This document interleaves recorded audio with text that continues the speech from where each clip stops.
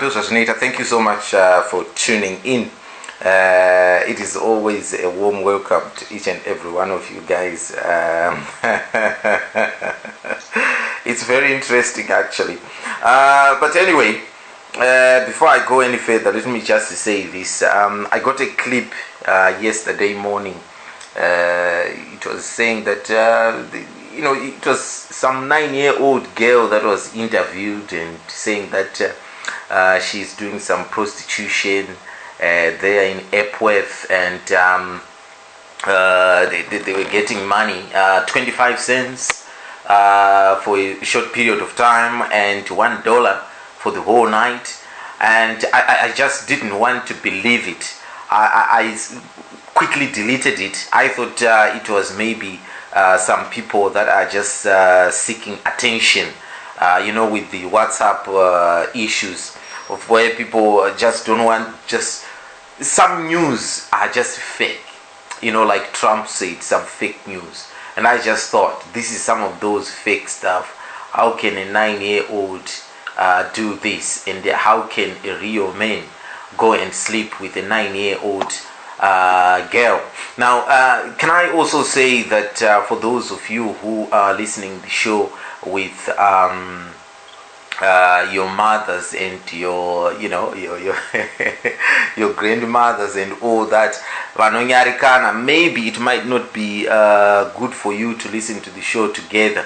Maybe you want to go into different rooms. We don't plan to say any explicit things here, but it might go the other way. So please make sure that you are listening mega without Wanyarikani around you. But anyway, DJ Maswera Seiko, he just sent me a list here. He said the richest politicians in Zimbabwe there. Wapepe, who is the richest politician in Zimbabwe? I would say maybe Mpofu. Right. I've got the top 10. I've got the top 10 here. And number 1 is Dr. Chombo. Okay. Number 2 is Dr. Mpofu. So I was almost right. Yes, yes. Then Dr. Chiwenga. Then number 4, Dr. Grace Mugabe. Number 5, Dr. Mjuru, Joyce Mjuru. Number 6, Kasukuere. Number 7, Munangagwa. Number 8, Mangunja. Number 9, Joram Gumbo. Number 10, Roy Bennett. Those are the richest people in politics in Zimbabwe. Yeah, some of those names, I think they resonate very well with what we know. And what we can physically audit. The other names, I'm not sure. I'm not here to defend anybody. But I think what I know is if there is a bit of some information like that, it's worth following up just to verify. But the fact of the matter, I think it's this whole saga stinks in the sense that the moment we say politics pays than professionalism, then that's wrong. Aiwa, wapepe ndangokasikira zvangu apa. Regai nditange kuchingamidza Sari. Sari, waswera sei ku South Africa? Taswere kana maswere o DJ Sodza. Vari sei vana, murume ari sei? How is the husband there? He's sleeping. He's sleeping, okay. That's good. Make sure you don't make too much noise for him there. Oh, he's got the door closed. He's the other end of the house. Oh, okay. Thank you so much. I'm not worried about that. You're not worried about that. Yeah. Wapepe, may I welcome you after 2 weeks of exile? What was happening? Thank you, DJ Sodza. My apology to the panel and to Zimbabweans. Tinombeta mangu mapiki ayo kuti there was a paper and Chita writer like a deadline. My apology for that. So I was caught in a web. Aiwa, zvinowanika. It's good to have you back. Yeah. I'm back now. Wonderful. Sekuru. Ewo muzukuru. Maswera seiko Sekuru. Sekuru! Ndaswera kuti maswera. Hi Sally, are you right? I'm very well, thank you, my Sekuru. And you? As good as can be under the circumstances. Sekuru, I've got a special. Sekuru, I've got two things I need to talk to you about. The first thing is my brother is listening right now in Zimbabwe, and he said I should say Makadini Sekuru. All right. Ari kufara here. Aiwa, anofara chaizvo. Good. Munhu wangu kauya ishamwari yangu. No, aiwa, zviri kunzikwa Sekuru. Sekuru, the second thing is last week you missed the show. Komatich came and told us that you were helping Arsene Wenger to get some players for Arsenal there. But when I ask you now, you are telling me the other story. Sorry? This is in Don't upset my Sekuru. Just listen. Only 3 games have been played. We've lost 2 of those games. Okay. The team that won the league last year lost 6 games. Okay. DJ Sodza, you don't upset my Sekuru, huh? Alright, Sekuru. Saka makamusi kubatsira muwenyu kutsvaga ma-players, no? No, ndanga ndiri kutsvaga mari yefoga yemutombo. Okay, alright. No, pare right, Sekuru. Thank you so much. Now, zvisina Zimbabwe, regaiti fambire mberi nechirongwa. Sally. Yes, DJ Sodza. Yeah, maybe let me start with you there. When you sent me that clip this afternoon, I almost, said to you, please, Sally, don't send me these fake stories. But a lot of people are talking about it. Sally, can you tell me what actually is happening there in Epworth? Right, first of all, I want to say, I want to give this information out first. Child Helpline in Harare and Bulawayo, their number is 116. Okay? And that is so that anybody with any conscience and any morals and anybody with a proper Zimbabwe upbringing sees one of our children being hurt or abused or misused or in trouble or even thinks and is not sure but they think, you call that number. Okay?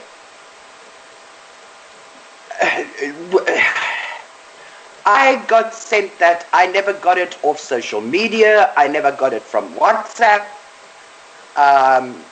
Nothing. I got this from one of Zimnet's DJs who I trust a lot. Okay. Yeah. And he instructed me to listen to it. He said, don't stop listening to it. You've got to listen to it the whole way. By the end of that 5.26 minutes, I was crying. And when a 9-year-old little girl, 9 years old, okay, is talking like a fully grown woman, and one of the ladies that is there supposedly to it's one of the organizations. I didn't catch the name of the organization, and I haven't been brave enough to listen to the clip again. Okay, turned around and said, yeah, well, we provide them with condoms, and we advise them on health and all. Dear God, woman, You were talking to a 9-year-old child that is being sexually abused by grown men. And I'm pausing because my language has got to be radio friendly. And the way I feel at the moment is I want to explode. The saddest part of everything in this is nothing new in Zimbabwe, by the way. This has been going on for, I got right back to, I think it was 2009, okay, where little girls, but then the ages were 14, then I got to 2014, the ages were 11, and now 2017, the age is 9. 9 years old. And it's normal, the way that they are talking about it. They go to bars. Oh, dear Lord. What has happened to Zimbabwe? Before, pedophiles, men that have sexually abused children, were on the fringes of society with the rapists and the murderers, and they were creepy people. They were the. Today, it's normal that a grown woman is advising a 9-year-old child how to have safe sex instead of removing her from the situation. And you know the worst part of it all? It doesn't matter how fantastic your rehabilitation is. You can never, ever, ever erase those memories of what that 9-year-old little girl suffered by a grown man who pays her 25 cents to shag her. A fully grown man with a fully inflated penis, inserting it into a tiny little girl. And it's normal. We're advising her on safe sex and providing her with condoms. Dear Lord, what have we got to? Where is the... And you've got people who defend ZANU PF. Is this what they're defending? Is this what our people died for? Is this the freedom that they died for? That their blood is soaked in the land of Zimbabwe? Is this what they died for? So that a grown-ass man can sexually abuse a 9-year-old girl for 25 cents? And it's normal? Come on, people. Those are our children. Where is it takes a village to raise a child? Where is that? What happened to that? No, now it's each for his own, and the devil take care of the rest. And in the meantime, your grown performances, the children are paying for it. And it's, once again, what? A girl child. Right. Sally, now I know that this, you are boiling out there, and I know that we spoke earlier on, you almost thought you collapse, you don't want to talk about it because it upsets you a lot, coming from a woman's point of view, and you know what this would do to these young girls. I'm just wondering, can you tell me who is to blame for all this? I see adding the government in it there. Who is to blame for this? You know, I'm angry because if I don't be angry, I'm going to cry. And I'm tired of crying on radio. Because ZANU PF is destroying Zimbabwe. Well, it's destroyed. Okay? I'm tired of doing that. So I've got to be angry. Okay? Look, it starts with the government. It starts with, it goes to the parents. It goes to society. It goes to us. Us. There's no one person to blame. Okay? No one person. But Sally, can a grown-up man go and do that to a 9-year-old, and you think there's nothing? He's not to blame? Of course he's to blame. But why is that 9-year-old girl in that situation in the first place? Okay? Number one, she's either an orphan, which means both her parents have died. I'm going to be generous. 50% of the time when that happens in Africa, it means that both the parents have died because of AIDS. Now, why did both parents get AIDS?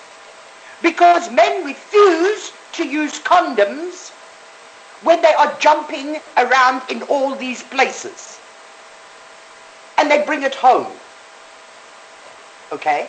Or the mother was a prostitute because she had no other means of providing anything, because there's no work. And I don't want to hear, it depends how you, what's his name, the word work, and I don't want to hear that. People are not through anything else but the need to survive, are becoming vendors, okay? Selling airtime and tomatoes and whatever else, because that's what Zimbabweans do. They always try to find a solution to a problem. It's not because, oh, there are jobs available, okay, it depends how you define the word jobs, and no! Vending is not a job.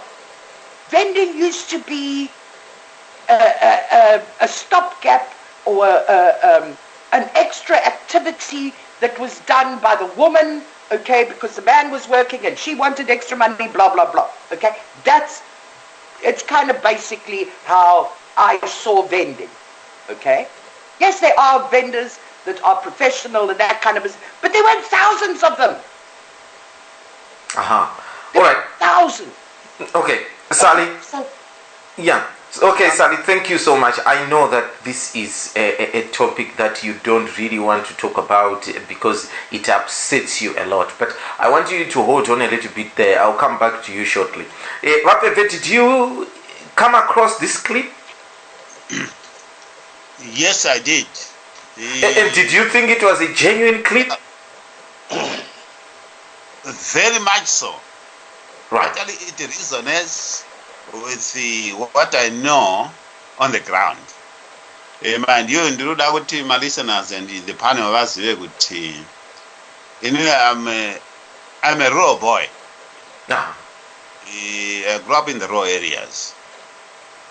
So I very well, and I'm in touch every day with what is happening on the ground. Some people might think that as we speak, area TD is less than the 2008 and 2009. That's a fallacy. We are actually beyond the 2008 and 2009.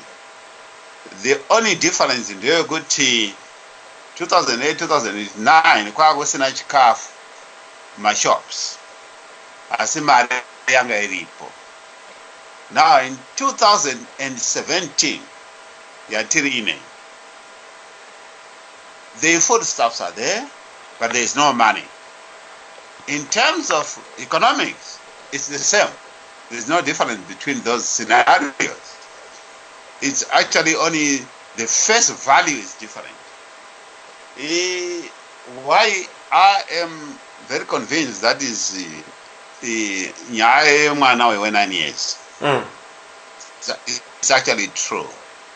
Dear good in any conflict, you find people who suffer first will be the children and the women.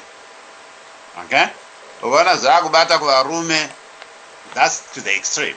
But those two genders or demography, vana ndo vanotanga, right?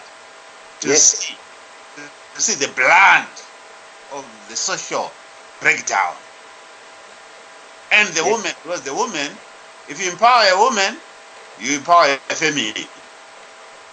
A village. A woman, normally you find that the children won't even, the woman will actually cushion the children, so the children won't even see, that blunt instrument of the government or the rulers. But the current situation at Inayo, very good tip. All wheels have come off from our society. The family cohesion is no more. It's not holding anymore.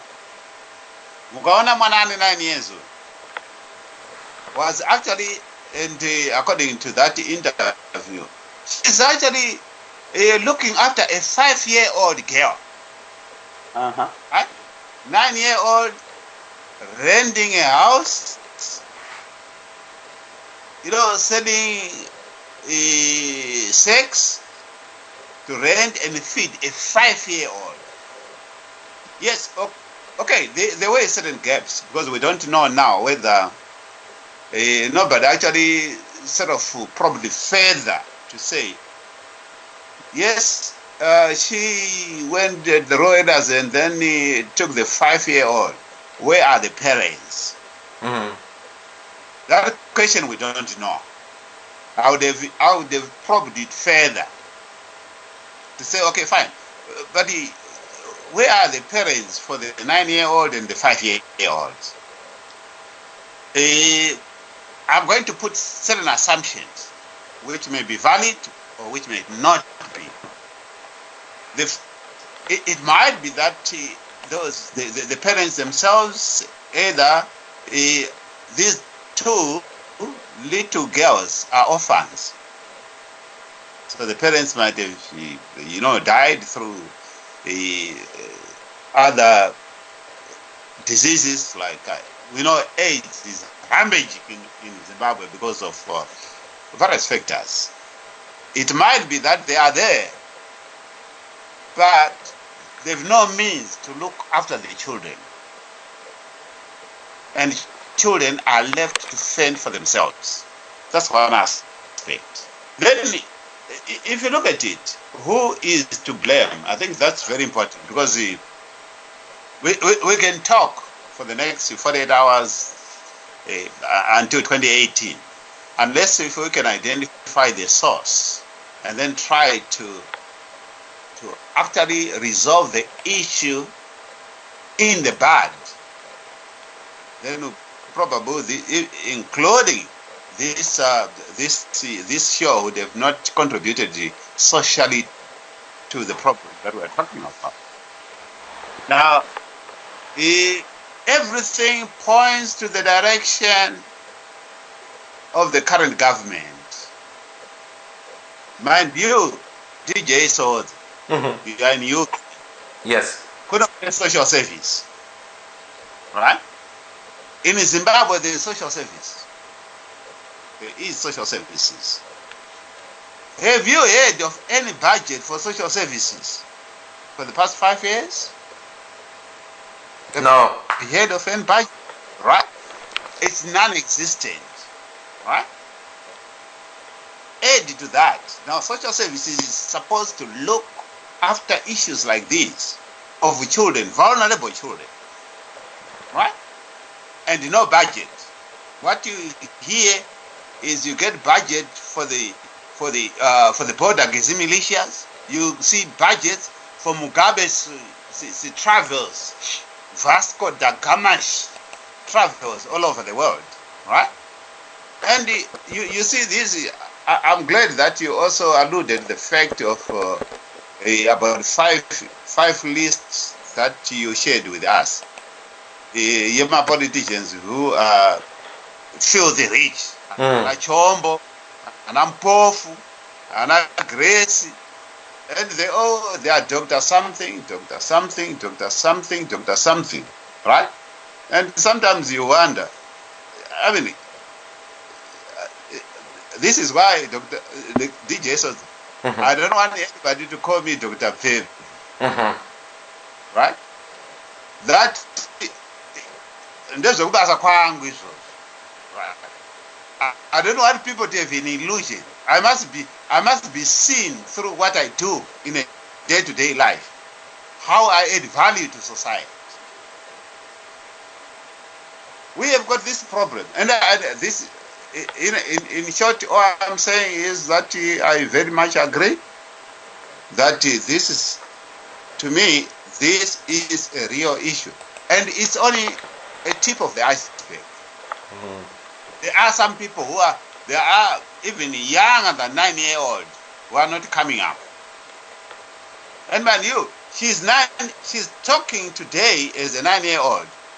Who knows? Maybe she started at 8-year-old. When she was 8 years, she was 7 years, and there are hundreds, if not thousands, of child prostitutes in Zimbabwe. None of them are making, but because of the collapse of the economy, because of a collapse of the government, because everybody at the moment, we don't have the social fabrics anymore. Yeah. The morals have disappeared. Everybody for himself and God for us all. Yeah. Really, can we say a 9-year-old is a prostitute? Is that a word that we can use? For a 9-year-old? Look at it. I know with the Papa interview, that's the sort of the words. One, they were using. Two, she was trying to use. Okay? But that is actually statutory rape. Yes. Okay? I would have thought so. Yeah. Statutory rape is actually an offense in our constitution, right? Whether we are talking about the Smith Constitution before the 2013 one, whether we are talking after the 2013 referendum Constitution of 2013, right? It is statutory rape, and it carries a custodial sentence. There is no consent. Aha, right. Vapeve ndatenda zvangu ndichada kudzoka pamuri manje ndinoda kumbonzwa kuna sekuru. Yevo. Sekuru nyaya iyi makaionawo clip yacho iri kubvunzwa kamwana kane 9 years kuti kankarare nemadzibaba akadaro? Ndakaiterera zvindikaiterera. Did you believe what is going on? Did you believe that this thing is happening? I didn't. I must be honest with you. I didn't. I thought it was someone trying to be funny. Hazvina kundishamisa because hazvizvo zvandakatanga kuona, ndakakura ndakaona zvakawanda. Okay. Saka hazvina kundishamisa. Chakatondishamisa ndechekuti mutauro womwana wacho, the language that she was using was the language that I cannot even use at my age now. Goodness me. So it is shocking that the moral decadence that has permeated our society is so shocking that even on social media I see people posting things and they post vulgar, so much vulgar. I can't even listen to some of those things. Most of the time I just end up deleting them or just blocking the people who have posted them. So in as far as I'm concerned, I remember I come from the Hatfield constituency, and the airport is it's actually in the Hatfield constituency. And so I know that area very well, and I know what it is like in that area because my uncle operates some businesses in that area. So I've been helping out to during my holidays in those areas and watching and seeing the social fabric there. It's shocking because virtually everybody there survives by means that you can never determine. They appear to be going to work and they don't go to work. They are either security guards, but they are also thieves.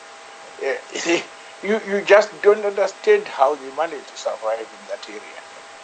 So these children that are coming out from that area, the area is an area of no morals. There is no moral standard in that area. Anything goes. It's a dog eat dog in that area. Wow. So it's not surprising to me to hear these things happening in that area, because you think Mbare is bad. Yeah, Mbare is crowded and bad. But Epworth is worse, because Epworth is, there's even the police station is not there. In Mbare, you've got a police station there. In Epworth, there's no police station. What can be done, Sekuru, to try and help these kids, vulnerable kids?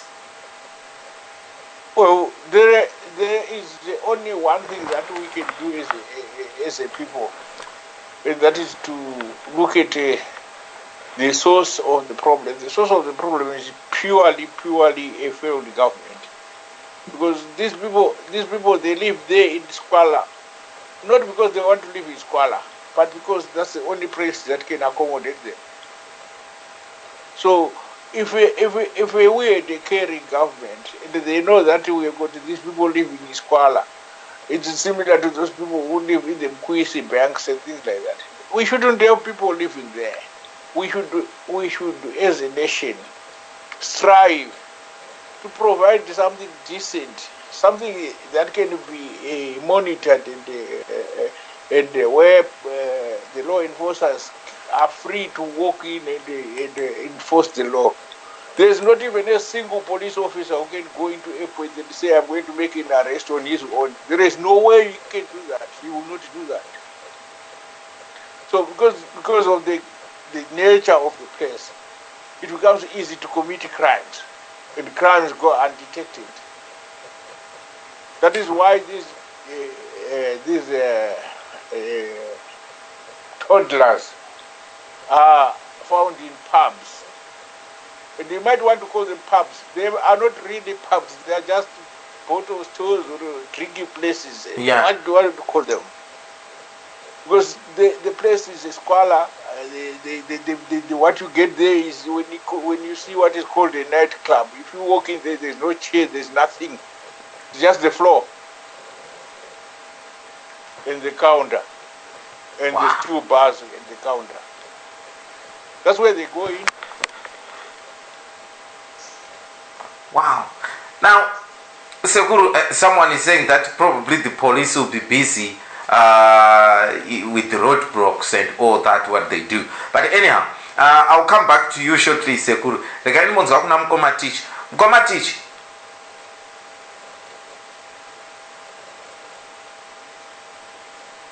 Muguninzwa. Yes, tiri kunzwa Mkomatich ndati nyaya iyi pandakaiona nezuro makusena, I thought, wow, this can't be true. What made you thought kuti it was a true story? Because ndakutanga kuinzwa marimwe zero, those audios have been circulating for a while. Right. Vasikana vekatswe ndo vakaita ma-interviews iwayo, because they are now aware that the situation has completely gone out of hand. It's been going on for several years, actually, this child prostitution or child abuse. Yekuti vana vanononyengerwa ma-20 cents iwayo and so on and so forth. If you go backwards in media, it has been covered primarily in the Epworth area, where kids actually are soliciting on the road. Vanhu vanongaitofamba murodhi vari muakuru vachiskomira nemota dzavo vachikecha vana iva vachinovaita zvigwishu vodzoka vaane ma-STDs. But to hear those interviews latest, vana iva vachitaura directly, because before it was indirect, it was just allegations of people that would witness these things happening. But Katzke actually went to find the victims and talk to them directly. And this is what is really heartbreaking, is for the first time, not that it's new, we are all becoming really aware as to the gravity of the situation. That's what has happened. It's only that it has really manifested. Those audios have gone and done a wonderful job in terms of exposing what already many people who live in the Hatfield Chadcombe area and Epworth knew was happening in Epworth. And most of these kids are either living with their grandparents because the parents died. Some of them are children of prostitutes that have died of HIV. So there's a full background to it. Some of us who have decided to take a role in supporting Katzwe, which has got people on the ground and is running programs as an NGO supporting the girl child, are going to get more information as to really what is happening. But if you saw some of my posts in social media in the afternoon, there's quite a lot of work to be done. And these kids may need to actually be taken into institutions to give them a better chance of reorientation and move them away from the streets. It's no good for us just to send second-hand clothing and food and so on whilst keeping them within the same community. The other issue is that these kids have already tested this kind of sickness when they're not ready for it in terms of their biological development. So you're now going to have to be struggling with their own psychological disposition, where they've already been so abused that they already suffered the Stockholm syndrome, where they continue to go back onto the streets because it's easy money. They've done it and they've lost their sensitivities. They are now desensitized. So they will need a lot of psychological and social workers' help within an institutional environment. And that can only be done by fostering. And there are various families that are offering to take in small numbers, like 1 or 2, to keep with their own kids and look after them and send them to school and care for them, as long as there is support coming from other kind-hearted Zimbabweans, people like ourselves in the diaspora who can raise funding and also give material things to help. So all these things will need to be formalized. They have a proper memorandum of understanding and do that. It's not only us out here, there are lots of other groups that have really been touched. Some that were already there doing things that are taking this up. So whilst the audios are really heartbreaking, they've actually galvanized people to really say enough is enough. We need to do something practical about the whole issue. But the issue that everyone else has raised there is, where are the police? Where is the community? How are these kids ending up living in these single rooms or looking after each other? Where is the extended family support? And where is the MP? Where is the MP for Epworth? Please. Yeah. So all these things are valid questions that everyone is raising. Unfortunately, all these issues can only be addressed per individual child, which means that documentation and the background checks have to be done to find out where the disconnect has happened. If these kids are 100% orphans because the extended family are not willing to take care of them, in what I've heard in my afternoon discussions, is that there are people that have died, the parents have died as single mothers, and they've died from HIV, and relatives suspect that the kids may also be HIV and don't want to look after them. So the extended family has basically collapsed, in that the extended family has abandoned these kids because they see them as a problem or as a burden. And they are also struggling financially. So there's a lot of things to take into consideration without being very simplistic about the whole thing.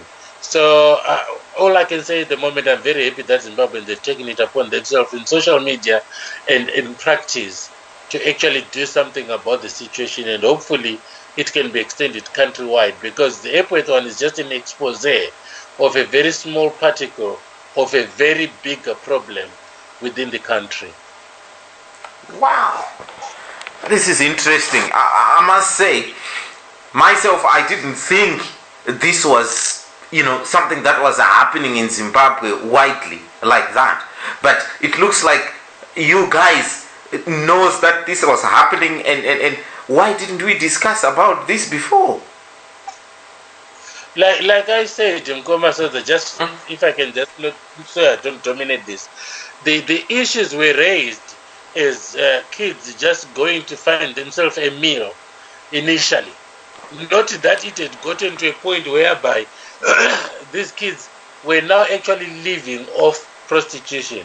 There were issues that were raised as there are people that are taking advantage of kids that are coming from school hungry and giving them a lift and sleeping with them and giving them small monies. It wasn't like what it is now. That is clear that these kids are actually running away from their grandparents at night to go to the pub and end up sleeping with multiple partners.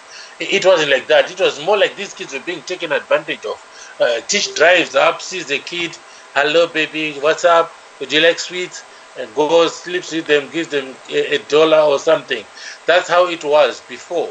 But right now, if these kids now actually going out to solicit, and that means that obviously the extended family has collapsed, and these kids have lost any sensitivity that they would have. So it's not acceptable within their community to do what they are doing. And it's also worse is that community has accepted that, and there are adult males that are prepared to do that and use these kids that way. And that's why we are saying the police are aware of this. Why are they not acting on this? So there's a multiplicity of strategies that have been embarked on. One is to engage the police, ensure that the police accompany all these people that you hear were doing these interviews, who are doing a research on the issue and documenting it, so that the police can be brought in. And if the culprits are known, they can get charged, and then create a deterrent in terms of ensuring that culprits are brought before the law and their issues publicized, and then it can carry on from there. So there are strategies. One, which is exposure. Two, which is to protect the kids. And three, to provide them an alternative lifestyle through fostering and practical, material, and psychological support. Aiwa. Thank you. DJ Sodza, can I just add something to your question? Yes, Wape. I just wanted to say, you said good. Why didn't Zimbabweans mention that before? You remember kuti nyaya yema-street kids andidika yakatanga kuma late 1990s pakatanga kuita collapse of the economy. Ma-street kids, although tiri kunzwa this graphic story of what is really happening. These are the same street kids. Ma-street kids, the same street kids are Harare in the CBD. These are the same street kids vari kuGweru. These are the same street kids vari kuMasvingo. These are the same street kids vari kuBulawayo and any other part of Zimbabwe. It's only it's a tip of an iceberg. Vabuda kuti what is really happening behind the street kids. So yes, you knew, DJ Sodza, I knew, the government knew, everybody knew about the street kids. But this is what it is. Wow. There's nothing that can be done to take these street kids out of there. Like you said, there's no social services in Zimbabwe. Basically, the government is crippled. It can't do anything. I wanted to correct something. There is a police station, a satellite police station in Padombrama, which is a satellite of Hatfield police station. But that is more police station. In the area is responsible. I think it's manned by about 5 or 6 officers. They can't just do it. They can't supervise that area. Okay. Zakaomashiwa. Chief Sose, Makadi DJ, nongoramba ndichikukumbira regerero. Aiwa, hapana kuipa nhasi mauya in good time chaizvo. At least hatisati takupedza. Vasvosve pane nyaya yevana vari kunzi vari kurarwa navo at the age of 9. The girl that you all had the clip. And when I was just telling the guys on the panel that when I first listened to it, I thought it was some people who are jokers, people who are maybe attention seeking and all that. But then I was corrected that, listen, this is a real issue. This is what is happening on the ground and we have to talk about it. What did you thought about it when you had it? Did you thought it was a reality? Yeah, Zimbabwe, that's reality. In fact, it's even worse than that. Kuna vamwe vari kutogara mabrothel kuti vana tudiki twakadaro and vanotombopiwa ma25 cents vanotombopiwa madhora, not that it's anything. Vari mabrothel ava, they are just there and they're just being given food and maneru maskati vanenge vachirariswa nevarume, mamai mashabhini queens, mabrothel queens vachicollecta mari. So this is just the tip of the iceberg. It's even worse. So it's happening in our country and you wonder whether we still have something that we call our country, because this is now going to the core of our value social fabric. And you can imagine a 9-year-old going through something like that. I have girls, and it pained me that we are letting something like that happen. And we have police in our country. I want to ask you a question: if something like this, not like this magnitude, if just one child is abused in the UK or in the US or any of these countries, do you think that person is going to survive? That person is going to get away without going to jail? That won't happen. But we are having these widespread girl-child abuses. They are all over. Growth Point, Harare Market Momo, they are all over. And the police know about them. We have police officers at each and every growth point, at each and every business center in Zimbabwe. And you tell me that the police around there don't know anything about this? I bet you some of them are even customers. That's the country we now have, the country we call our country. It's disgusting. We cannot allow things like this to continue happening. In a normal country, the Minister of Home Affairs would have resigned. If something like this comes to, in the open and nothing has been done, the police has not done anything. Even women's organization by now, they should be in the streets demonstrating. So I appreciate people who are already beginning to make contributions or do something about it, because it's pointless for us to come here and just talk about these things and then not do anything about it. We have to do something about this. The women's leaders organization in Zimbabwe have to do something about it. Even the men, because it's disgusting. Kuti murume vari kuenda unorara nevana vavo, murume akaita sei? Inini I say ngavachekwa varume vavo, they must be castrated. Because how does he feel? Psychologically, how is he feeling? He's sleeping with a 9-year-old, a 10-year-old. Asiya vana vake vasikana kumba uku, and then he goes to sleep with somebody's child, taking advantage of her poverty. It's disgusting. These men must be not just thrown in jail, they must be castrated. That is very strong words, Chief Soshe there. But who has got the power to go and apprehend these people? The police are busy making roadblocks. Oh yeah, yeah. That's the irony of all this. That's why we are saying we don't have a country anymore, because this is what the police should be doing. They are there. They are seeing it happening. They're just letting it go. They're just turning a blind eye, And we say we have a government. This is the reason why, as people of Zimbabwe, we should fight and remove this diabolic government. Because it's not a government anymore, it's not a government of the people. Any government must be a government by the people, for the people. This is not a government for the people because it's not doing anything for the people. It's causing a lot of suffering, and now this. We can't continue like this.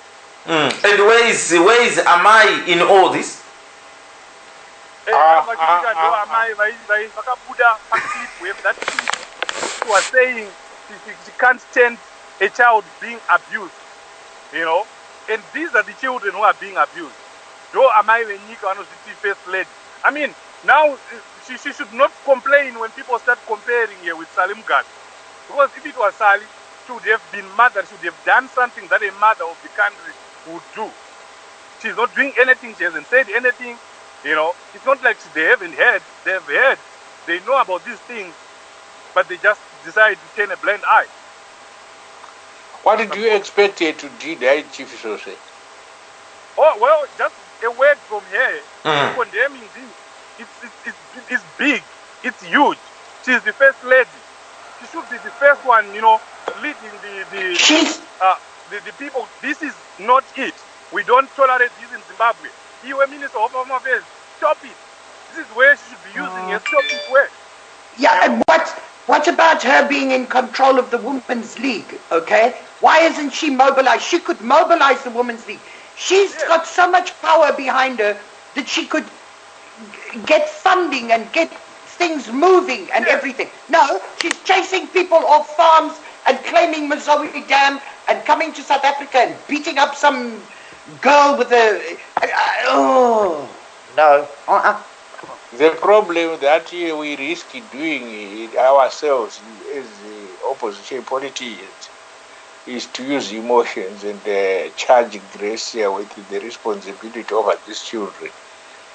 Grace has got problems with his own children, with her own children. Exactly. We know that she is not good at motherhood.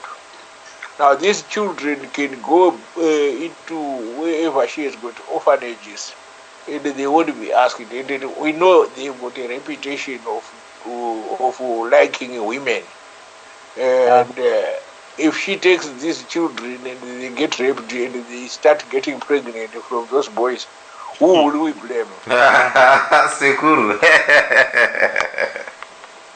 No, this is a serious issue because you might take it lightly. It can happen because she can go in there and find them having an affair with the children, and then she will use electric cables on these children again, and they will be crying foul again. So let's be careful. I don't think Grace has got a role to play here because she has failed as a mother of her own children. Now, we can't expect her to mother other people's children when she's failing with her own children. I think what is more important is for the communities closer to Epworth or within Epworth to come together and build structures that will defend these vulnerable children against the vagaries of grown-up men. I think, Segura, I understand that you know the area very well. Yeah, Epworth. Although this surfaced to Epworth, this is a nationwide issue. Yes. What you need to identify is good. Okay. Mwana ane 9 years. Ari go venture into the street kumabars ari wega. That's a street kid, isn't it? Okay? Yeah. Don't street kids. Yeah. But what I want to buy into your idea, yes, social services being channeled to support these people. But that is going to be through an institution. Social services cannot expect these children to look after themselves. I know. Yeah. Because basically... I agree with you. But also, can I just also add to UK, for example, for the past 2 years, it channeled £380 million from a non-government organization in Zimbabwe. And it's the highest single state in the whole world that is given Zimbabwe the highest amount. For non-governmental organizations. Yes, then we've got EU is given about 200 million euros. And then China about 80 million. But we then have also to take stock of non-governmental organizations are cooperating with Zimbabwe. Who are these and what are they standing for? Most of the non-governmental organizations, you find kuti vazhinji vacho, much of the money inotenga more expensive cars, right? And they live in luxurious houses, a luxurious life, and that money does not filter down to the intended recipients. But I think we must start also making noise to the non-governmental organizations who are receiving money. Another thing, can I bring up, okay? They started doing it here in South Africa and going into the deep rural areas with it. Okay, but this was to do with the violence against women and children. It most probably also includes the sexual abuse and stuff like that, okay? Yeah. They started using, training men, okay, to actually go into the rural areas and counsel and discuss and talk to the men as well, okay? Because this is not just, it's not just something that is, because now today we hear these things, and this has been going on for donkey's years, okay?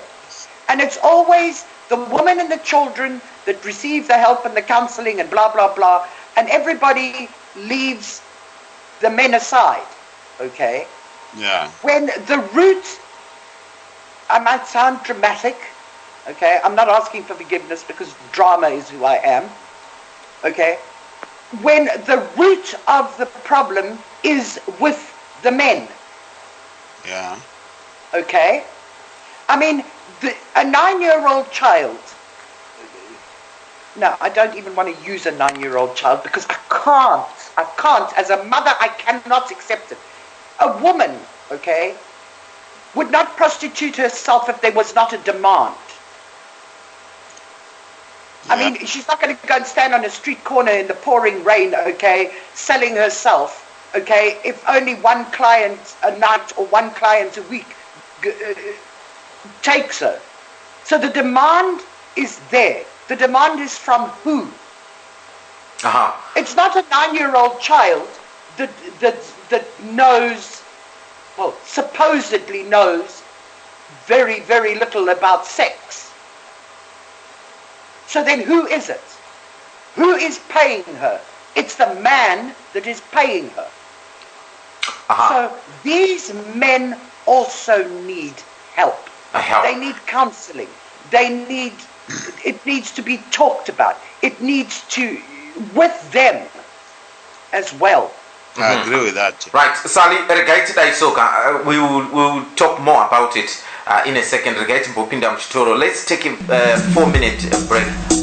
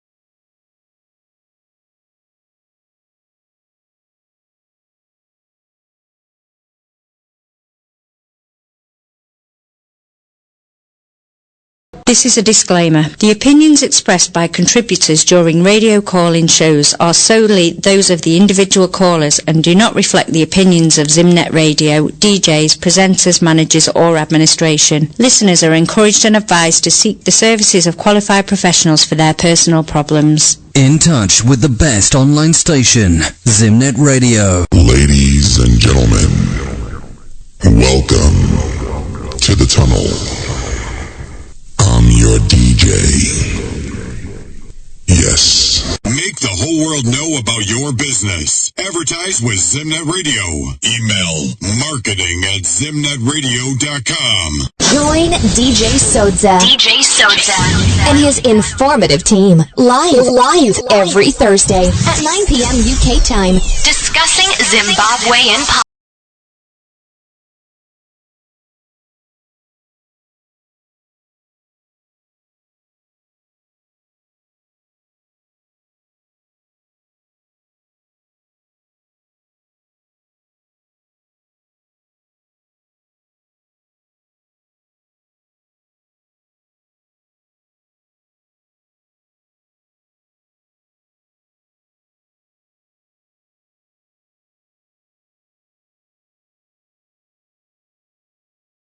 And I'm going to collect 25 pence from the bar and give him the money so that he can give me the money to buy the food.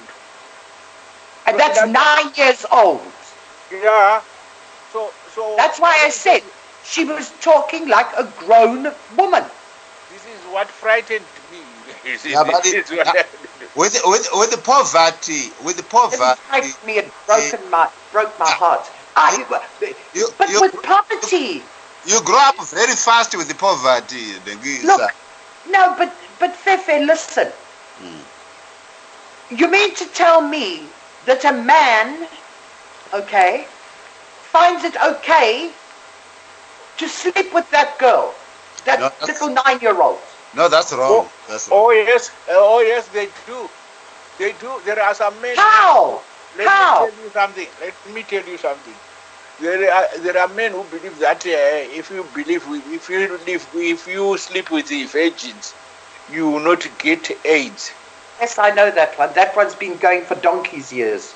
Sure. So don't just discount it off the cuff like that. I'm not discounting it, Sekuru. I'm asking how. I'm a woman. The psychological effect of it is very difficult to determine because this person strongly believes that if I sleep with these young kids, I will never get AIDS.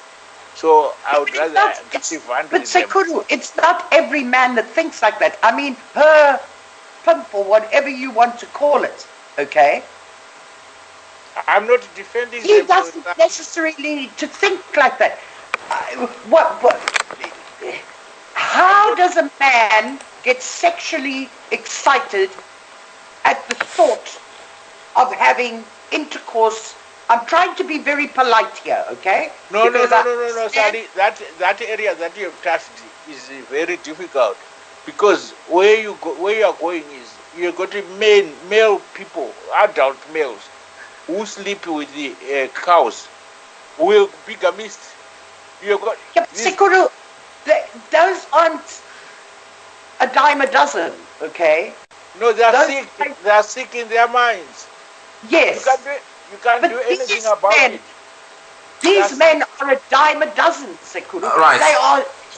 I think, if I may just jump in there, I think this is that proverbial bolting the stable when the horse is already gone. Yeah. We already have this situation. Yes. And we need to have a deterrent and consequences for such men. That's really what. To have the deterrent, you've got to understand why it's being done. Yeah, no. Listen, that's where I'm going. The issue is, it's already there because these men have gotten away with it. They've not been arrested, and it has become acceptable within that community.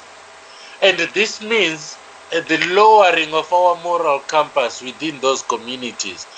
generally people would be outraged. If one incident happened, the whole community generally would be outraged. The man up, yes. Yeah, but right now, we may argue till donkeys grow horns, but the truth of the matter, it has already happened, it's happening, and I we need appreciate that. to deal with that as a reality. All right. Yes, I appreciate Pam, that. sorry, can I am just asking behind scenes for myself. Okay, right. Okay, guys, hold on a second. This is a difficult story to run.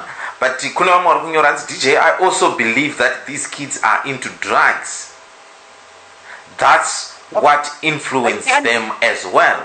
Now, the question is, how can a 9-year-old take drugs? Of course they can. Well, they are supplied by these old men, and they are suitors.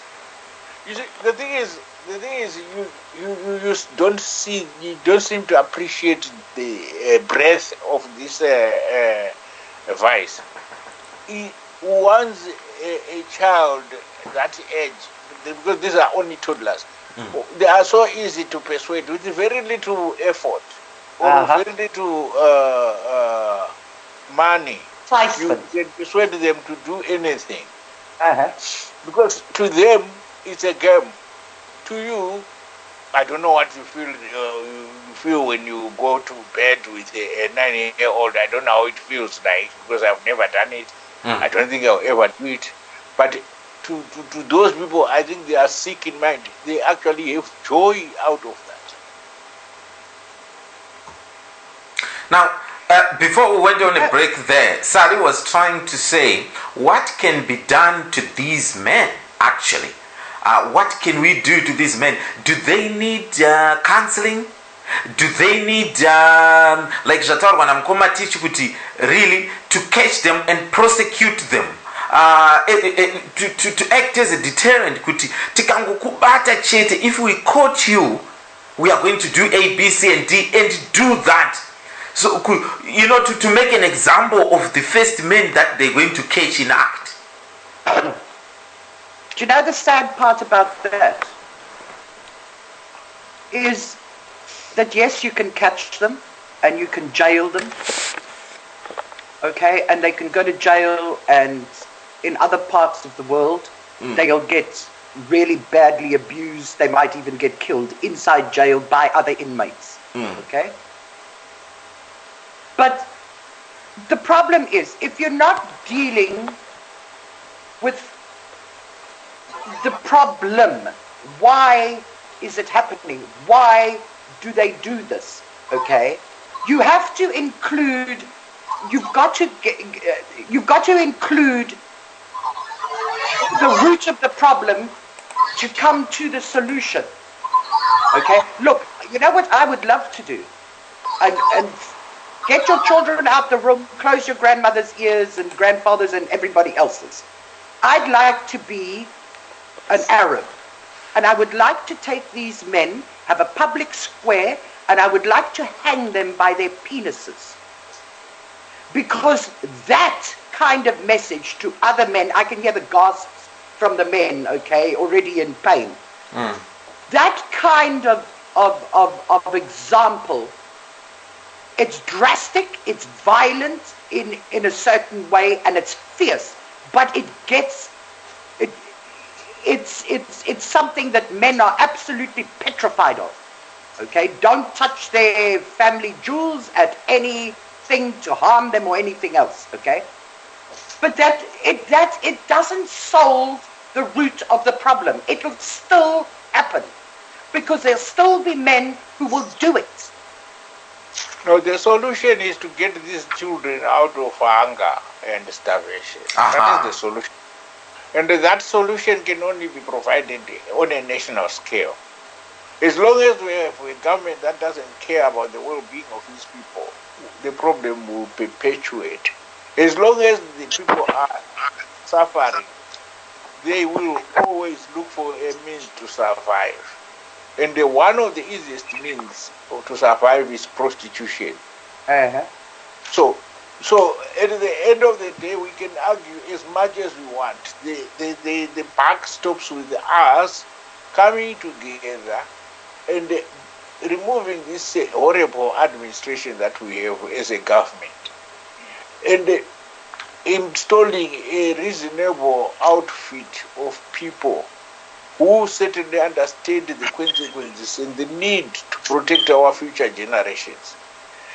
For as long as we retain ZANU-PF will be busy accumulating wealth, creating these pedophiles who then abuse these children.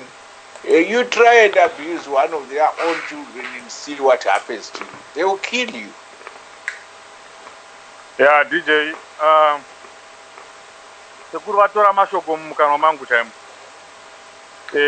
Because trying to find solutions that are outside our political and economic situations, it's a non-starter. Because where do we start here? Why are they not in school? They are not in school because they can't afford $15 per term. They are not in school because their parents cannot afford to send them to school. So what do they end up doing? They end up roaming around the street. They end up being street kids. They end up practicing prostitution. And all that is coming from the poverty that is being caused by the economic situation that is in our country. That economic situation, who is causing it? It's our political leaders. It's our government. So as long as we remain with ZANU-PF, as long as ZANU-PF remain in power, these problems will continue to perpetuate. These problems will continue to be there. So I totally agree with Sekuru. The only thing that we can do is to come 2018 right now, let's go and vote, let's do what we have to do to remove this diabolic government. Without that, then these problems will continue to arise. They will continue to be there. This is the reason why I'm saying there is no way we can leave Amaya Mugabe out of this. There is no way we can leave women activists out of this. But by now, we should be having an outcry from all women in leadership, because this is where we should be addressing it from the highest level, from the people of authority. And I'm Jurupa, the Tokusora Chinesa Tangra and Vita say, they have to tanga to Kirira Isos. And Mahere is running for office. And she's a lawyer. These are issues that she should be tackling head on. When this issue broke, people like Mahere should have come out. To be fair, I've seen Mahere has been doing quite a lot on social media. They're condemning it. Oh, that's good. That's good. If she has done that, that's exactly what we want. But She let's has. not end with the women. Even us men, let's join our women, to condemn this. But the bottom line is, let's get rid of Robert Mugabe and his government. Right. Okay. So basically, Mimi Nasekuru, you are agreeing that really, at the end of the day, we have to remove this present government, because tikatai visayoi, then we can start to do something about this. Because as it is now, nothing will be done. I mean, do you agree with that sentiment? Indeed. Look at it. Could government could bring up legislation? I think I alluded to the fact earlier on. You could see any sex with any underage girl.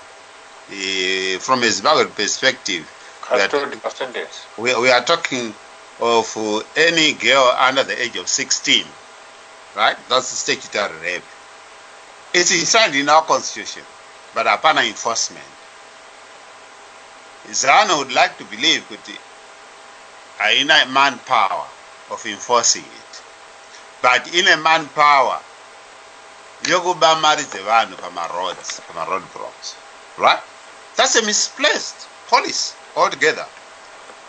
And here is a scenario whereby ukatarisa kuti nyaya yokuti, I think I said also kuti my street kids akaita image tichikura isisi we didn't hear the name yokuti my street kids. but zvakazoti kuma late 1990s economy yake ita nose dive, things getting bad, Grace arorwa akudya mari nokuba mari. This is where we saw a mushrooming yema street kids in various parts of the country. And this is why if you go into a dictionary other than Google, you will not even see the name street kid. It's a word that does not even exist in the dictionary. But what you are saying, as a government has got the power of enforcing, of enacting any further laws, of strengthening aripo. And not only that, vana vatiri kutaura nezvavava, vana vavo kuti they are coming from broken families because of economic collapse.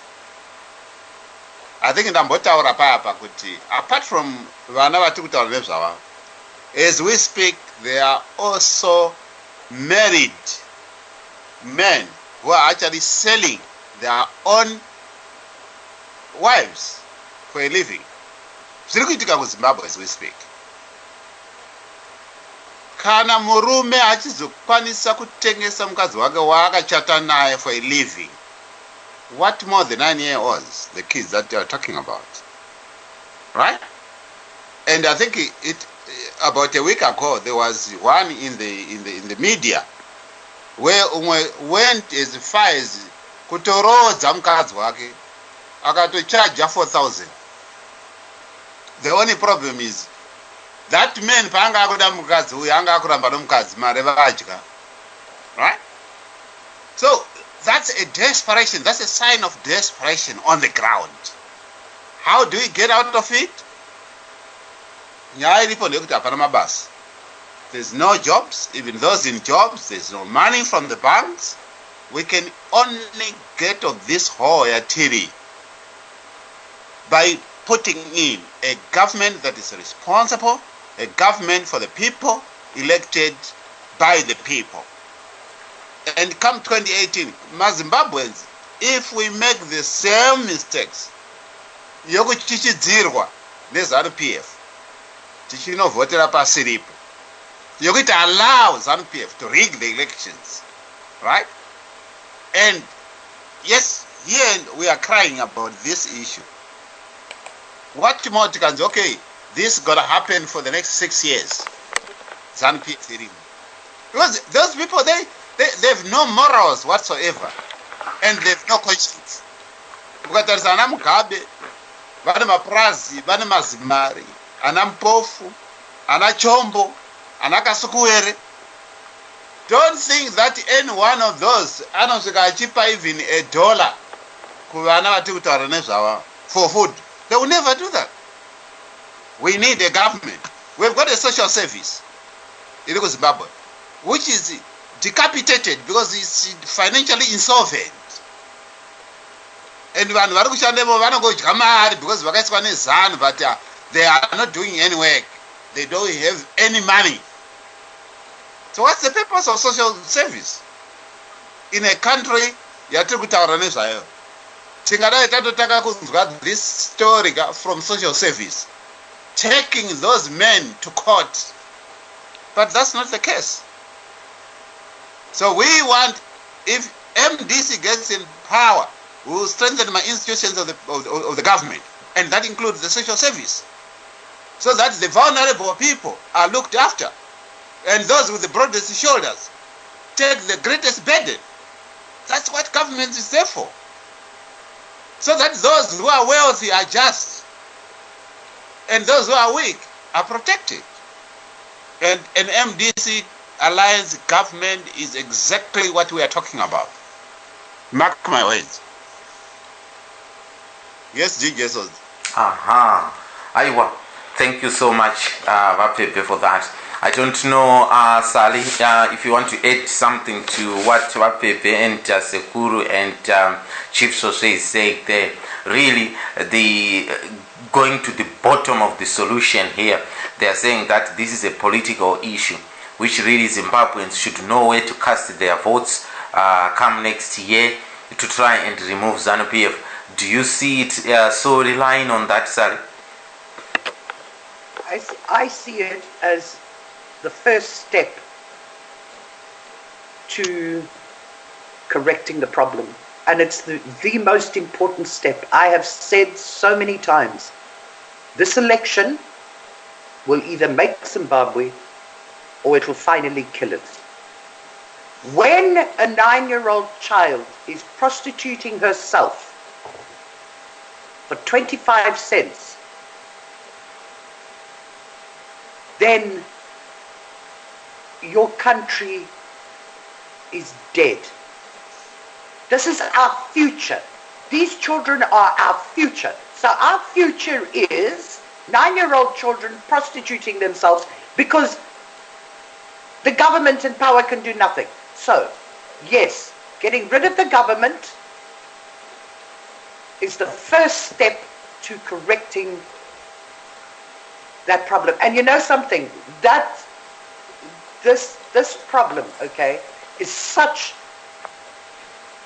I think it's actually the lowest point of Zimbabwe. I don't know how it can go lower unless the children get younger.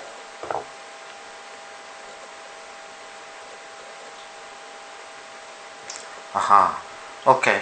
Thank you so much, Sally. So you're agreeing with what they're saying, that the government needs to change, yes. But is it going to change? This is the question.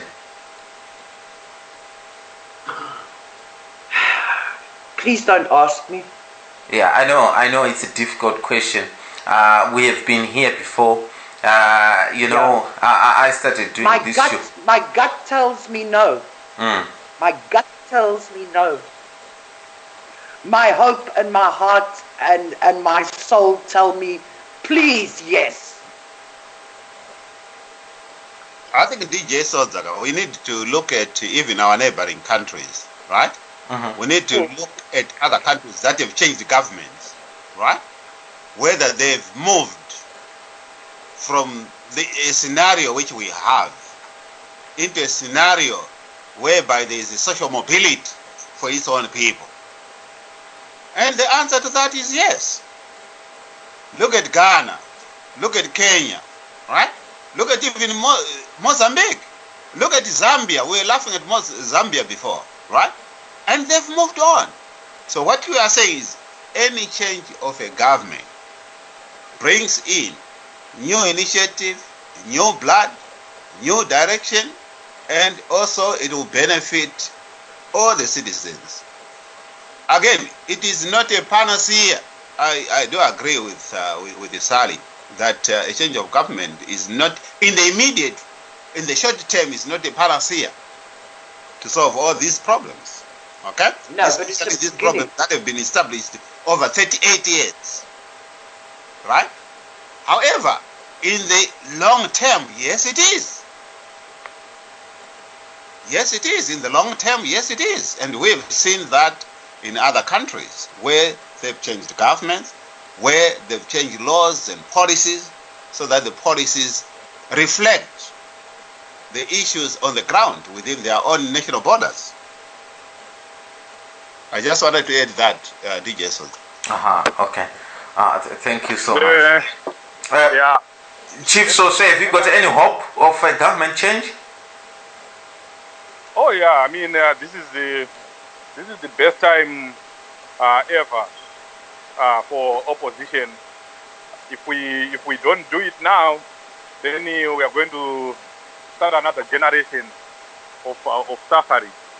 This is the best chance. This is the best hope that Zimbabweans have in 2018, and I think these instances, serve to shame people like Anamisimo to shame everyone who is trying to oppose the people's solution to a change in government.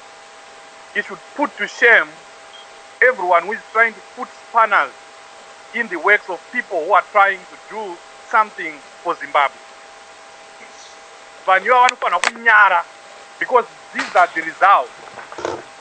And these results, what we are seeing today, these children we are seeing today, it will only be worse. These situations will only be worse if we don't change the government in 2018. Saka vanhu ngavanyare ende maZimbabwe ngavaone izvozvi zviri kuitika voziva pekunoisa X muna 2018, because these problems are not isolated. We have already discussed that they are they are stemming from our political and economic problems. So the only way is for us to go in 2018 and do what we have to do. The only way is for us to unite as Zimbabweans, come together and forget about our personal ambitions, forget about our personal aggrandizement, forget about our personal aspirations, where we were yesterday, where we want to be tomorrow as people or as a person. We should forget about that and put Zimbabwe first, and put our country first, and put the people of Zimbabwe first, especially those who are suffering. Because the people who are doing all this, the people who are doing, putting spanners in the works of people who are working hard day in, day out, those people are okay. Those people are rich. Some of them are even receiving money from ZANU PF. We know about that. So that nothing happens. So that there is no unity in the opposition. And that should stop. And Zimbabweans should just see through it. Because what is happening right now, we are seeing lots of stories, propaganda stories. We are seeing even our own sisters, our own brothers coming in the way of the things that work for Zimbabwe. We cannot have that. The Zimbabwean people should see through that and just ignore and know that what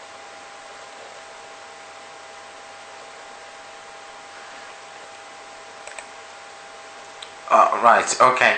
I think about Joker, I think I don't know what happened there. But anyhow, he's voicing his voice there. Could the government has to be changed if we need these stories to stop coming out of Zimbabwe.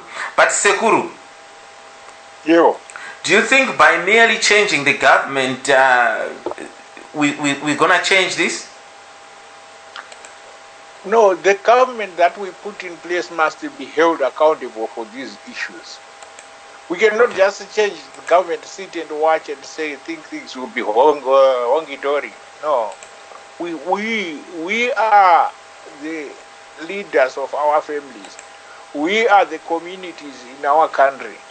We are the ones that must give government direction as to what we want done, when and how. And if we put this on the top of our agenda, then the government that we say we have elected you to replace this regime which was neglecting this, cannot but just listen to us or face the same fate as the government we have removed. So in as far as I'm concerned, the starting point is in addressing the cause, and the root cause of the problem is poverty. And the poverty is not out of laziness, it's out of conditions beyond the person's ability to address. Therefore, we need to address them at national level, and national level addresses are led by a government. And without such a government that listens, then we are doomed. We have got this problem on our heads, and we can't do anything about it as individuals. So we need collective effort to resolve it. And that collective effort can only come from a different government from the one that we have at the present moment. That's my contention. That's your contention on that. Aiwa, zvakanaka isekuru. Mukoma Wilbert Maswera say. Hello everybody. Sorry, I had visitors, so I'm only joining the group now. Okay, no, that's fine. Hello, Wisa. Hello, Wilbert. Hello, Sally. How are you? Right. Okay, thanks. Mukoma Wilbert, I don't know, presumably mamusina kuteerera since mamine mama visitors there. I know sometimes it can be precarious. But I don't know if you got the clip that was moving around on WhatsApp and social media about a 9-year-old in Epworth there, practicing prostitution there. And today we're just asking who is to blame for all this. And first of all, did you see it? Did you believe it? Oh, I saw it. Yes, I saw a number of articles actually about it. I think it's I can't say it's definitely true, but I can see why something like that would happen. There is a lot of serious poverty, and when you've got such serious poverty, people will try to earn a living by whichever means they have. And so you find with young girls and women and so forth who go into prostitution, young men and boys who go into petty crime. That is to be expected when people are so desperate. Okay. So when you first listened to it, you just thought, really, this is happening. You didn't think it was the attention seeking from those girls who interviewed this child? No, I mean, this is not the first time I've heard a story like that. I think one of the big stories that I heard about child prostitution was these schoolgirls in Victoria Falls who were involved with sex with people driving up that motorway from Bulawayo to Victoria Falls, and were being paid in biscuits, and honestly, when you've got serious poverty, when people are looking at living on $1 or less a day, that is something that you cannot rule out. I've lived in the rural areas. I've seen people who are really desperately poor, and you can see why they would indulge in crimes and prostitution and that sort of thing. That will happen when people are desperate. And I got the tail end of what Sekuru was saying there. We have got to seriously look at this problem in a more urgent way. This problem did not start yesterday or last year or last 10 years. This problem has been creeping on us since independence. We have had bad governance for the last 37 years. That is the reality that Zimbabweans have got to accept. And they've got now to seriously sit down and say, we have got to address this problem.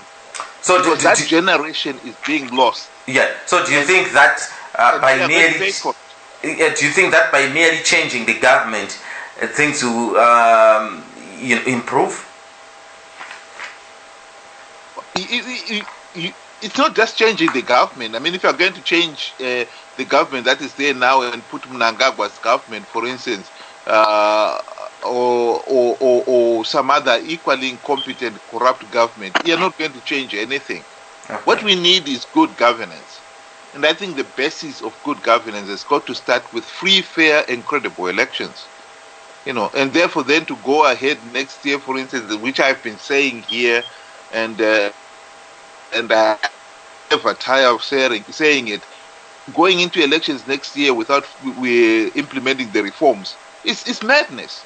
Because there's no way you can guarantee me you are going to have a competent government if you don't have free, fair, and credible elections. Because that is the basis of how you hold whichever government you elect to account. If they fail, you can dismiss them if you've got that system in place where elections are free and fair and credible. Okay. Thank you so much. Chief Soshema Zodonapo muchikutaura. What's happening there in America? Sorry, nasina kuchaja device yangu. No, ndanda utongopedzisa ndanda utongoti what we want is vanhu vakaita sana Tokozani Kupe ngavanyare. Ana Joyce Mujuru ngavanyare. Ana Priscilla Misi Hairambwi ngavanyare. Vanhu vese vanoda kukanganisa zvinhu zviri kuitika muZimbabwe right now. They should feel ashamed of themselves, especially when issues like this crop up. Because this is where we are heading. We are going to be, it will be times 2, times 3, it will be double what we are seeing right now. The impact, the problems we are facing right now will be worse if we allow what is happening to continue happening. If we don't unite and come together and do what we have to do. I mean, Morgan Tsvangirai can't be the enemy of the people. He can be that cruel. He can be worse than Robert Mugabe. That people can't come together and do what they have to do so that the Zimbabwean people begin to live a life. Because right now people are not living. There's nothing that is happening. It's better kuti vanhu vauye tivambutswe nasave kana tichizodhira nasave todhira navo later kana paine zvinodhira navo later. It's better to deal with Save than to deal naMnangagwa kana naMugabe. I don't know why they're not seeing that. Now we end up believing that they are being given millions so that they disrupt the unity movement process. Honestly, this is an appeal to Zimbabwean people. Let's not be distracted. We want to be united. We want unity. Without unity in 2018, we are done. So let's come together as Zimbabweans and vote this government out in 2018. That's the only solution. That's the only solution. Aiwa, thank you so much, Chief Soswe, for your kind words there. Aiwa, ndoza zvinoita. Andizoti pane vachipo here apo. We have got anything to say on this before we call it a day here? Anyone at all who wants to add something before we go? Yeah. I just want to comment. I think Chief Soswe has been sending this message of we must all unite and go and vote. But I think he's still failing to appreciate that we have been voting and Mugabe has been rigging the elections. It's not a question of people who were not voting. It's a question of elections. You can argue all you want, but at the end of the day, you are the one who admitted ZANU-PF rigged the last elections.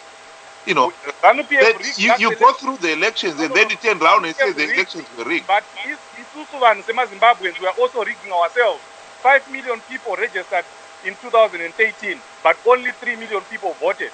But there is there is 9 million people who are eligible to vote in Zimbabwe. Yeah, but how do you know when elections are rigged?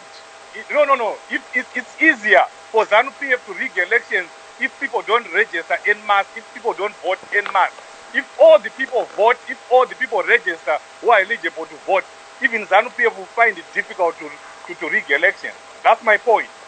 No, your point here, everybody accepts that. But what you're also missing is accepting the reality that last elections in 2013, for instance, nearly 1 million people went to go and vote and found their name had been deleted in the voters' roll or posted somewhere else. Yes. This is the rigging that we're talking about here. If people are together, if we are in the alliance, we are still going to fight for reform. We are still going to fight for a level playing field.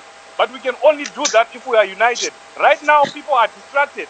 People are talking about Kupe. People are talking about my Mjuru. We're not talking about the alliance and what it is supposed to do to prepare for elections. Yeah, but you're not listening to everybody else. That's the problem, Soswe. You are only focusing on what you think is the solution. You are not listening to everybody else.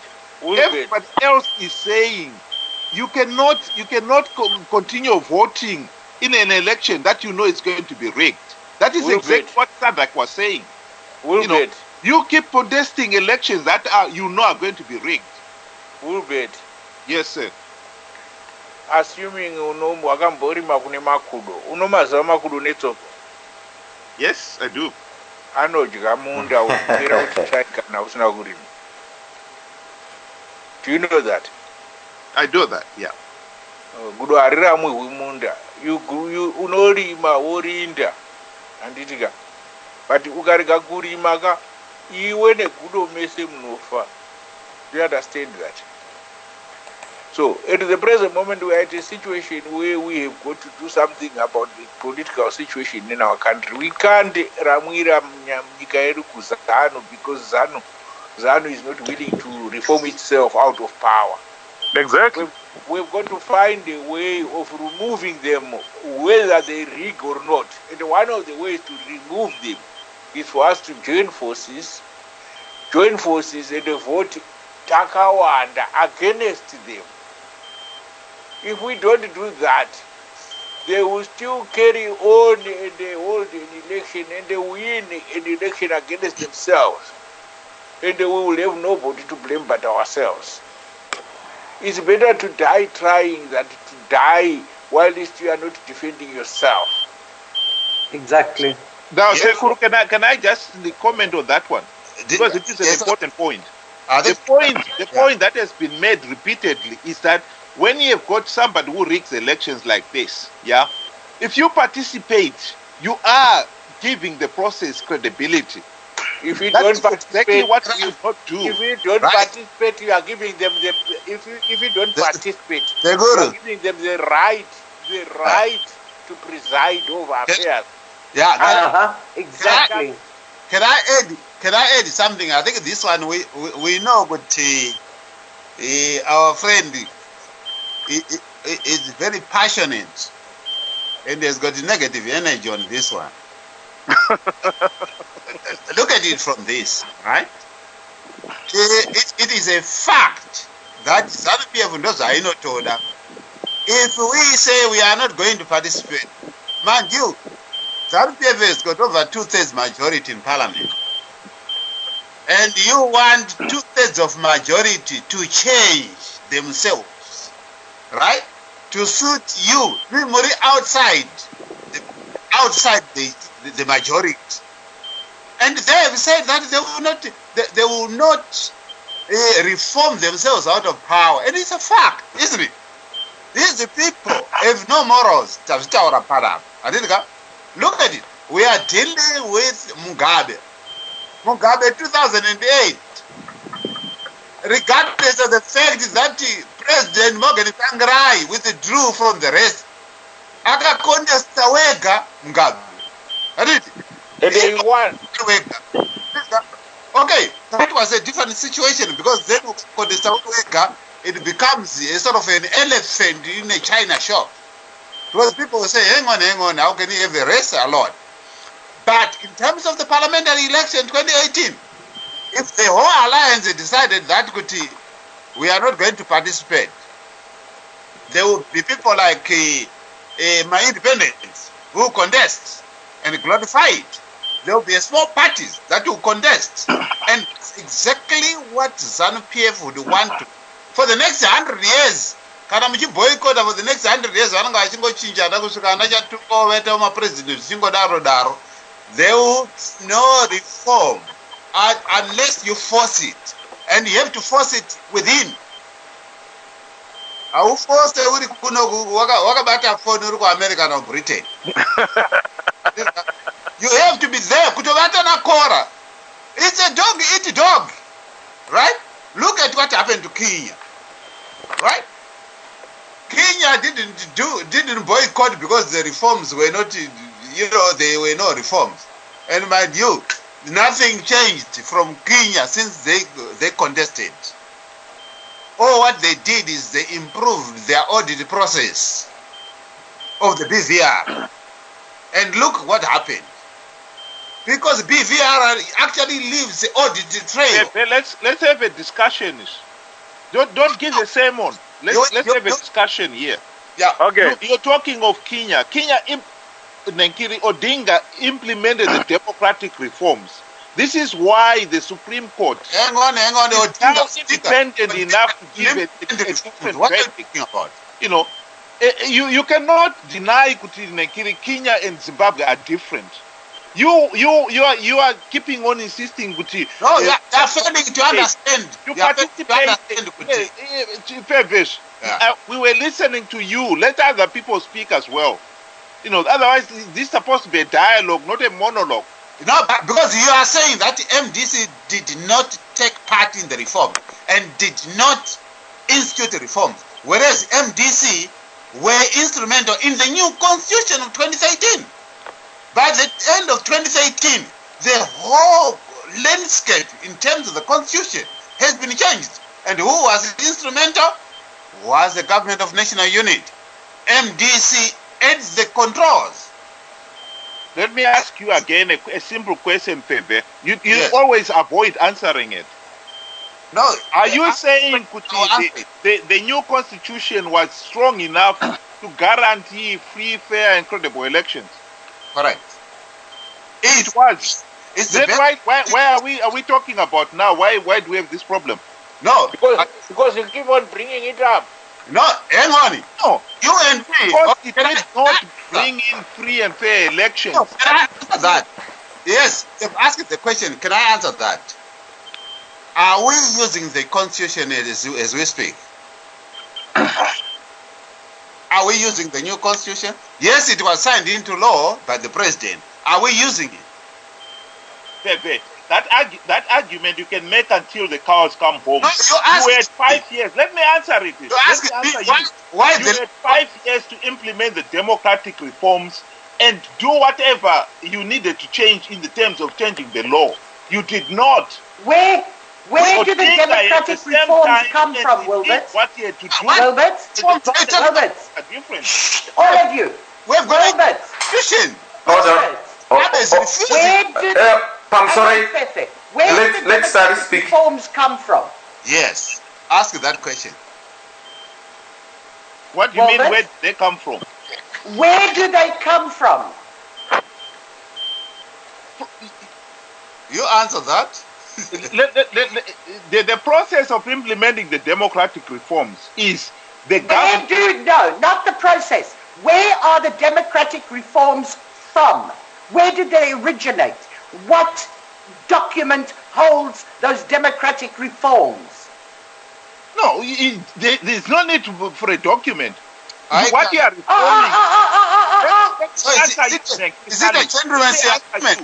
Let me answer you. The process of democratic reforms, you say elections were not free and fair. Then you look at what is it we've got to change to make sure that they are free and fair. You're not answering me. There are no democratic reforms, Wilbert. No, stop it. There's no democratic reforms. It needs the alignment of the Constitution. That's what it needs. Not any democratic reforms. Oh, yes. The alignment of the Constitution depends on the government in power. Yes. Well done. Who is the government in power? ZANU PF. Yes. Okay? ZANU PF gave to align that Constitution. Let me tell you something as well. Let me educate you on one point. The point of the GNU was to write up a new constitution, which we implement whatever needs to be implemented, so that the elections in 2013 are free, fair, and credible. That has not delivered. That is the argument. You've got it all cockeyed. So, can I ask you a question?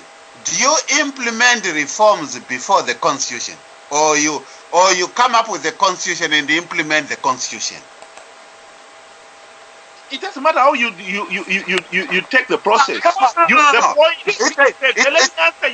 Let me answer you. The problem is don't listen to anybody. This is not a chicken.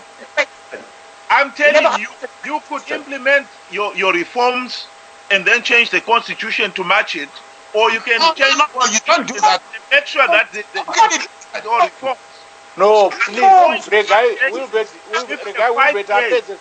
enough time to do it. What is the purpose of making reforms that are going to be overridden by a new constitution? For your information, the reforms that you are talking about, they are actually sections of the new constitution. Right? The new constitution is there. It just needs an implementation will. There is no moral, political, or nationalistic moral to implement the constitution by ZANU PF. Why didn't you implement the reform? You had 5 years in the GNU, Pepe. Because the constitution was written in was signed 3 months before. The 5 years was to come up with that constitution. Whose fault was that? Why did you take 5 years to write the constitution? Who was majority in government? It was your fault, Wilbert.